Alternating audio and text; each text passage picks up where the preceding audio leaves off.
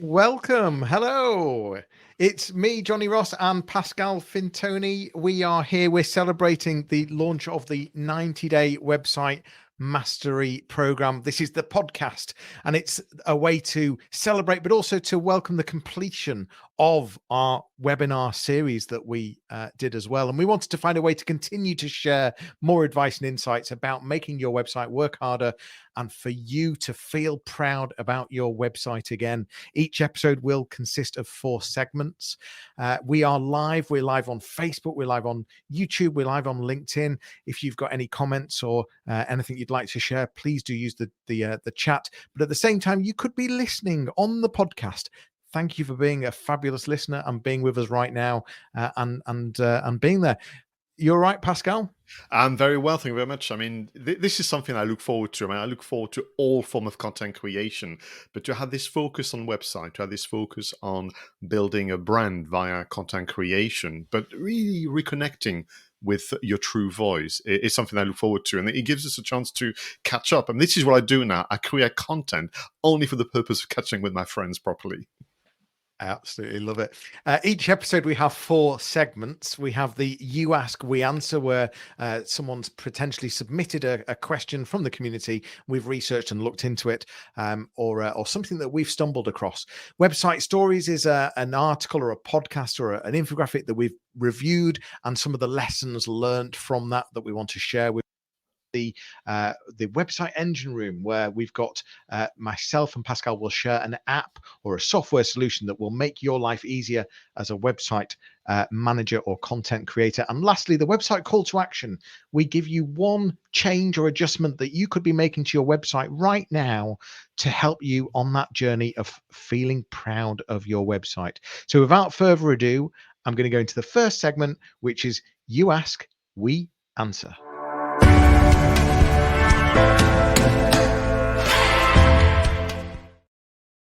Thank you again, Jonny, for this amazing intro a moment ago. So for this episode, a question that was asked very recently during a project. So this is all to do with either relaunching a project, maybe a program, maybe a business. And of course, one of the many things on the checklist to get right is to buy the website address, sometimes called the URL or other terms. And the client went on the many platforms you'll know very well, Jonny, to buy that domain name. And they were faced with what I call the marketing of online marketing, which is a long list of domain name extensions from .com to .eu to .inventory to .edu, whatever. And they just felt almost obligated to buy all of them, almost for fear of, well, if I don't, the competition or someone, excuse me, is going to clone my site and do this. So the question I suppose that was asked was, should I buy all domain extensions from my website? Over to you, Jonny. I think there's a fine line. I think there's a bit of brand protection. I think you've got to be conscious of what the future is. Are you wanting to be global, or are you wanting to be hyper local? And so the obvious ones are buying the .co.uk and the .com. Perhaps something relevant. So, for example, my website, I have one of my businesses is Fleek Marketing. So we have a .marketing extension, Fleek .marketing, but we also consider Fleek Marketing.co.uk and .com. But then on the other side, you could end up going way too far and buying way too many things. And the reality is that apart from brand protection, there's not a lot of other value that these domain names have. And actually, it's so easy to just add a hyphen or add, a dot or another short word. And all of a sudden, you've got a whole combination of, hundreds of more domain names. So, if you go on the journey of starting to buy domain names, actually, it could end up thousands, and you could end up wasting a huge amount of money. Yeah, so to be clear, because the question then the conversation carried on, and I was asked by the project team, or does it help with SEO if we could do a .com versus another one? And well, I give them the answer, but again, Jonny, your own views on this myth about domain names. Some domain names do better than others with SEO. I think there certainly was a factor many years ago where a .com or a .co.uk had more authority. However, I don't believe that's the case now. And also the key thing to bear in mind is that having extra domain names brings you no additional SEO Mm. unless you're creating multiple websites, and then you've got to be very careful about how you do that and why you're doing that. But if you've got one website, even if you buy 20 domains, it's not going to have any SEO value on having those domains. But yeah, in terms of the extension itself, I don't believe that that there's a. I think it is a myth in terms of the authority that extension has now. Yeah, so for me, then, if we move from the extension, what's after the dot, then we can have a conversation about what just before, and it's just great because you get into this realm of, do we go for the business name, do we go for the product and service, do we go for the individuals, and the decision is born out of what your strategy suggests, and I think sometimes people need to remember that the website is there to serve business goals. What's your view on that, Jonny? Yeah, so there is, unfortunately, having keywords in a domain name can help. However, it comes to the bigger picture of what's the brand and what's what are you trying to get across, and what's the feeling you want to get across, what's the look and the size of the business. So you can get a bit hung up in terms of trying to keyword stuff a domain name, but if there's a natural reason to have a keyword in a domain name, then it does make sense. So if you're a law firm and you include the word solicitors because that's actually the title of the company, then that makes sense. But if you're just going for keyword rich away from the brand, then I'm not sure that's the best answer. So yeah, there's a you've got to be mindful of, as Pascal said, the bigger picture. And just to close on this question, I mean, clearly it's an important one, and people asking it regularly. I also was saying to my customers, don't forget, that you have web pages. So after the domain name forward slash, and then you could have, based on research, all the keywords that you're so anxious to have on your domain name. So don't feel the need to have a 10-word domain name dot, co.uk.com, because the URLs of the web pages themselves, which are more likely to rank oddly better than the homepage, is going to also help you out. So combination of business strategy, knowing the audience. I mean, when we were looking at the extension, I said, why don't you do a survey? Do a survey with your customers and say, I'm thinking of, and these are 4 examples. Would those domain name extension have an impact on you in terms of credibility, trustworthiness, or are you nonplussed? And the likelihood is customers don't really care about the domain name extension because they're going to react to your content marketing effort, and they're going to click on the link via a search results page or more. They're not going to study, what you've done after the what's after the dot. Although I have seen, for the people out there that are really your sort of data monkeys that absolutely love data and analytics and experiments and really want fine detail before they make decisions, I've seen one strategy is to run a pay-per-click campaign with 2 or 3 different domain names to see what gets the click. Does the different domain name get more clicks from a particular audience? And so if you really are desperate to buy data and potentially waste money or potentially invest money to get a truer picture, then try a pay-per-click campaign. Yeah, again, that's research. Brilliant. Well, let's continue this conversation and react to something altogether different. We're going to move from a question to content with website stories.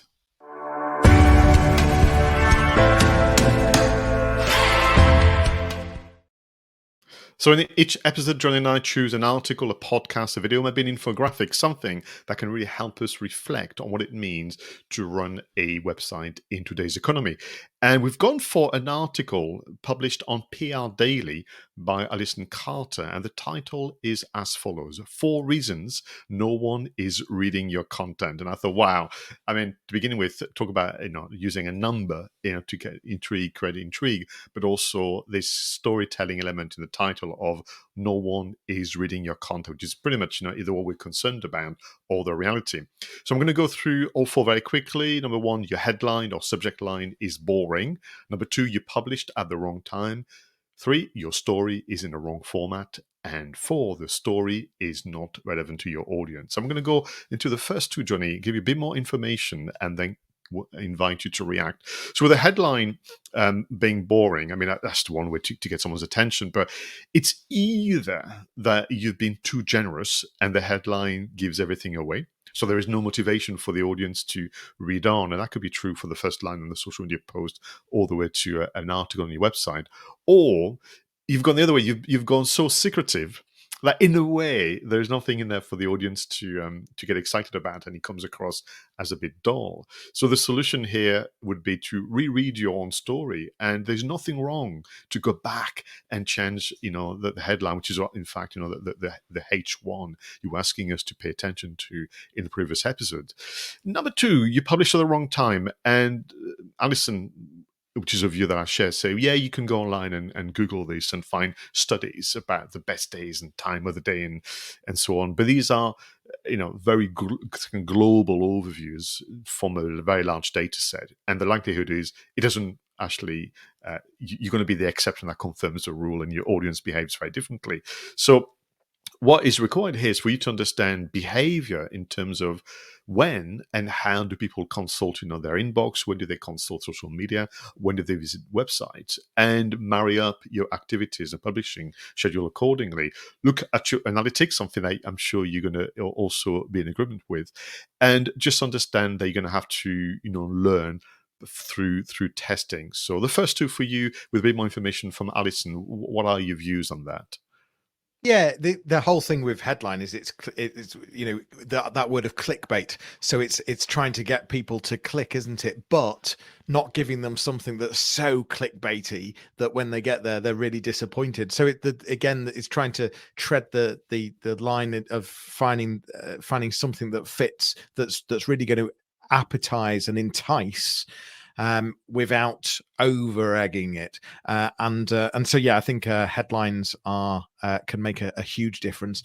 Time of day, I agree with you. I think that potentially that could be some kind of red herring, because because it's more about when you potentially post it on social, when you not shout about it, but dare I use that word, but when you talk about it and introduce it, not necessarily exactly when it was published on the website. So I wouldn't get too hung up about that. But I know you've not got to point 3 and 4 yet, but for me, I think I always ask myself the question, we're all busy, aren't we? We are all busy people. We've got lots to do. We don't have enough time. Time is not on our side. So the real question is, if I was one of my potential clients or customers, what would make me spend 5, 6, 7 minutes reading or listening to something? What would be good enough for me to stop doing what I'm doing to engage with that content? And I always ask myself that question before I produce content. No, absolutely right. And what is interesting is just the theme through and the thread has been audience preferences, behavior, things that you learn by being out and about and networking, if you can, or by looking at data and everything else. So on that very point, the last two, where your story is in the wrong format, interesting to use the term story, not content or article, and your story is not relevant. So the point that Alison is making in the article is that in a perfect world, we would be creating the same story in different formats for different audiences. But that is just not achievable for many of us. Time is against us, resources. It's a tough one. So it's almost coming up with the median, the kind of happy medium, and then using content promotion and repurposing to your advantage. So again, learn from the audience. If your content is too long, think about making it shorter or use video. If they don't watch video, then think about writing. But you have to understand that people have preferred format.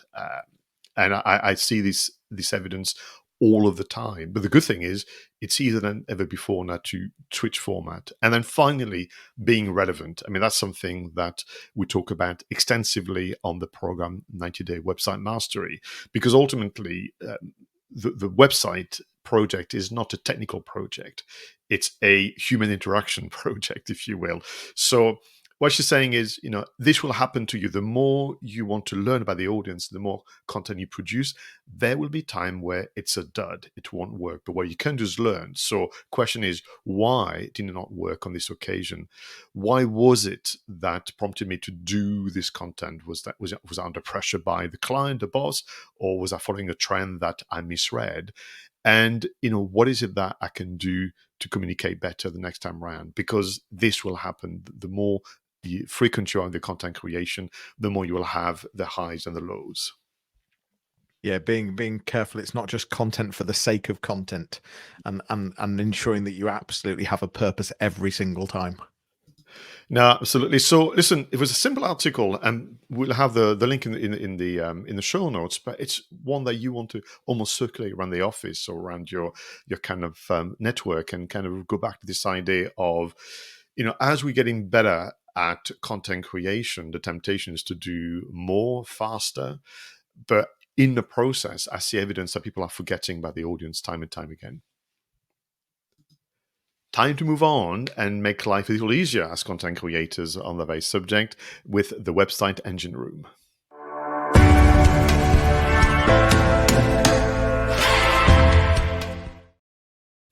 I always look forward to this segment because I do not know what Jonny is going to present to all of you, an app, a solution, an online kind of bit of tech that can really speed things up for all of us as website managers. So what have you got for us this time, Jonny? So, Pascal, you talked about Answer the Public a few episodes ago. Mm-hmm. A great way to be able to find questions that people are actively typing into Google. And that gives you a purpose to be able to start producing content, because it's what people are asking, it's what people are searching, and it's the things that people are wanting to know. The tool that I'm wanting to mention today is whatpeopleask.net. It's a free version of Answer the Public. So it's whatpeopleask.net. The link will be in the show notes. And as I said, it's a great way to be able to get from a big data set, what are people typing into Google? What are the questions people are asking? Because that's their problems, that's the solutions they're wanting. And if you can produce content around that, then you're at least halfway there in terms of starting that engagement and giving them the answers that they're wanting. So the app for me today is whatpeopleask.net. And we're just talking about relevancy and but also it's what we would have done, you and I, by studying newspapers, by having conversation, about networking. And I'm talking about a time before the internet, or as dominant as it is now with online marketing.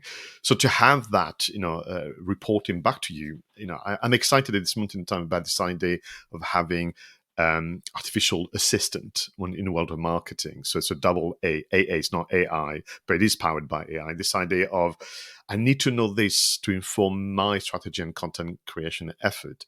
And you got things like whatpeopleask.net. And can I just say, this is a perfect domain name as well for a product, isn't it? It certainly is. So for me, Jonny, again, inspired by recent work with clients, this idea of delegating some of the website management and content creation effort to either colleagues or external, support, and this business of having to explain how you do what you do. And it's hard, and people have tried a few things, like recording a Zoom call where they have a monologue and they record and they fly through on the CMS or whichever, or they've tried things like bullet point, step-by-step guide. All this takes a lot of time. So what I'm hearing from my customers, yeah, and I know, Pascal, you've said I should delegate, but I've not had the time to do it, and I've not had the time to create the how-to guide. So they're still not moving forward. So what we've looked at is a solution called Scribe.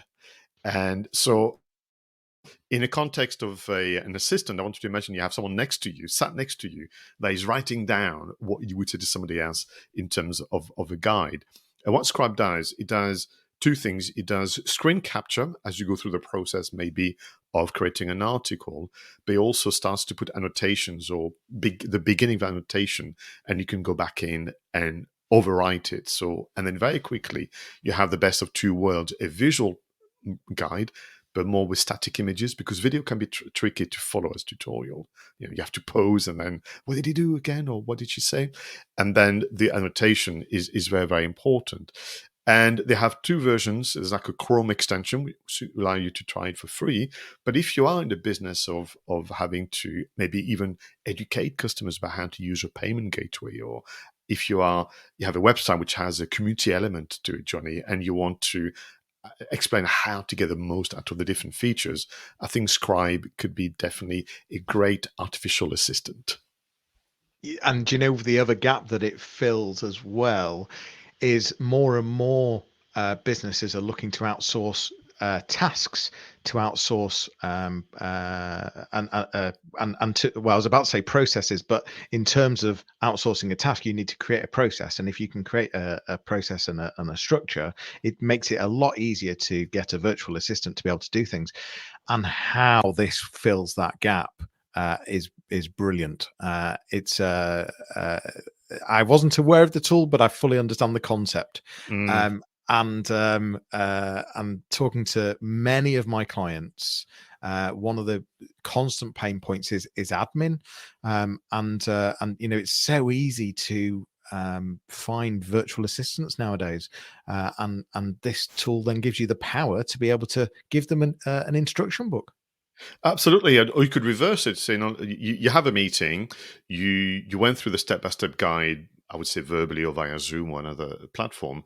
Ask them to then document what they have understood. That's a very good, you can tell I'm a trainer at heart. Love it. So it's twofold. It's internal or external. And I've seen many examples people saying, oh, this is a new platform, or this is a new payment gateway, you're not familiar with it. Wherever there may be hesitation, this is how you can use it. Or, bear in mind what you've said.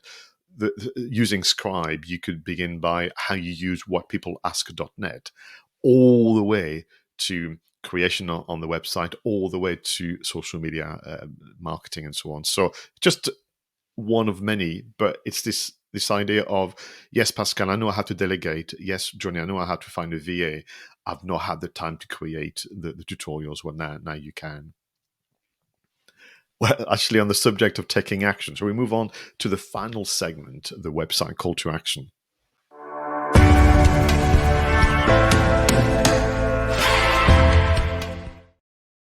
So this is about the one change, the one adjustment, this one small action that can have a big, big impact on your business and your website. Jonny, what is the call to action for today? So this is a very small action, but it could really make quite a difference when someone goes on your website and scrolls to the bottom and checks you out. The date, the copyright date, the date at the bottom of your website, what year is it? Because I would suggest that if you all check your websites, it's not always this year. And that can have a huge impact on what people think about how up to date your website is and how up to date your knowledge is, more importantly, of your products and services. So one simple call to action, or one simple action, sorry, is go onto your website, go scroll to the footer and have a look at the date and make sure it's this year. And you could even go to your web developer and ask them to automate it so that it's always the correct year. But one small thing that can really send either the right message or a very wrong message to potential customers and clients. This is superb. I've seen it all the time. And people can say, Jonny, people don't go to the footer. They do Oh, a they lot. do. Why? Because you've got hyperlinks, you've got privacy policies, you've got also in the UK and other part of Europe, you have to have all your company registration details and so on. So this is part of validation. So perfect. I mean, what I've done very much like you said with my developers, I've got the year I launched the business and the website, and then the current year. So it also adds to longevity as a key message.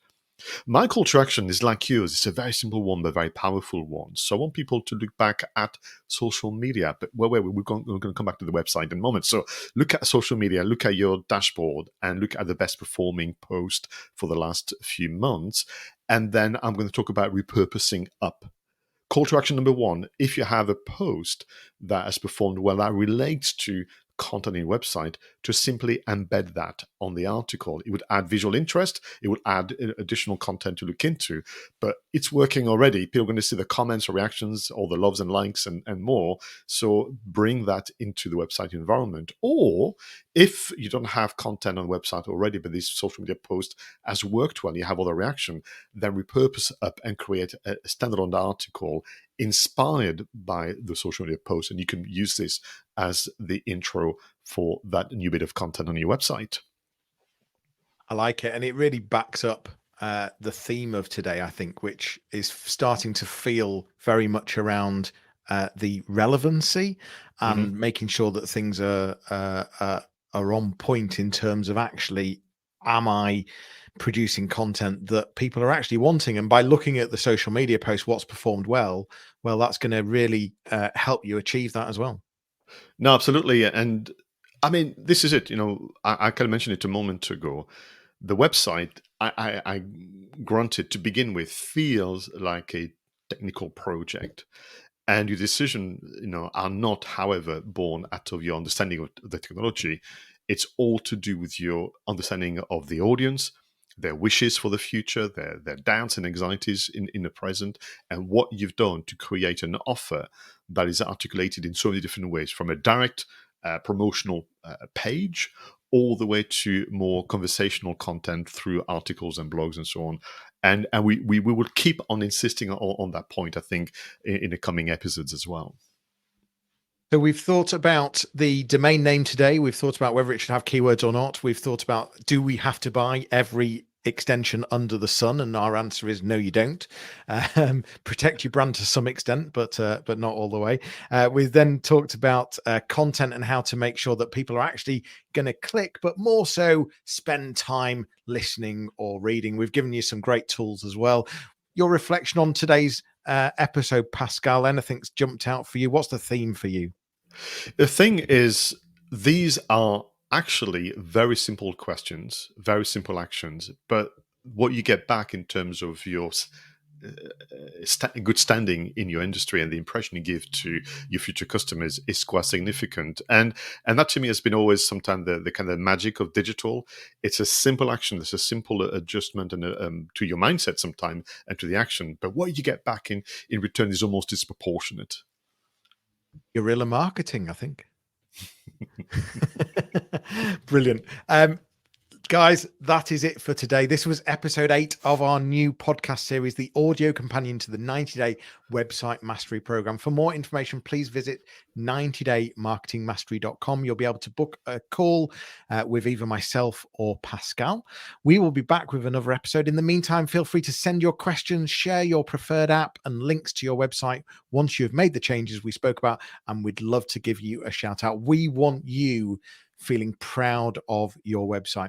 Bye for now, everyone, and we'll leave you with a fun video and audio montage whilst you go through your notes and actions. See you all soon. Take care.